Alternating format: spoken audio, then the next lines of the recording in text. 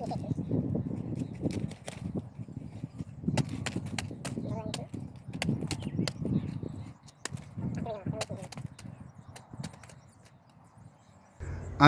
আমার এক কৃষককে এই আপনার কফির বীজ এই সময় হইব বলনে আমি জোর করে বাইরে সামার হোয়াইটের একটা জাতের কফি দিলাম।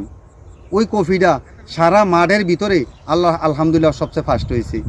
মাল 1 কেজি 1.5 কেজি 1 কেজি 300 350 গ্রাম।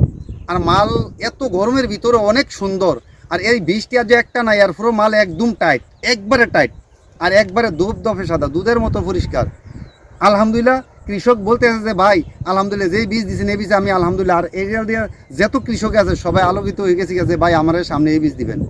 এয়ার মালিক্সের সামার হোয়াইট কফি অন্যান্য কোম্পানির কফির তুলনায় অত্যন্ত ভালো। কৃষকও খুশি, আমার ডিলারও খুশি, আমি নিজেও খুশি।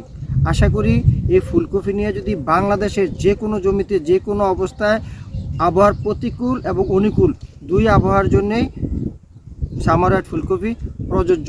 এই মাঠের মধ্যে একেবারে মধ্য মাঠের মধ্যে এই কফিটা কোন সাহসে করলো? এই সাহসটা হলো সবুজ বীজ ভান্ডার তথা আমার ডিলার ইউসুফের মনের অনুপ্রাণিত হইয়া সে করছে, কিন্তু করাতে সে লাভবান।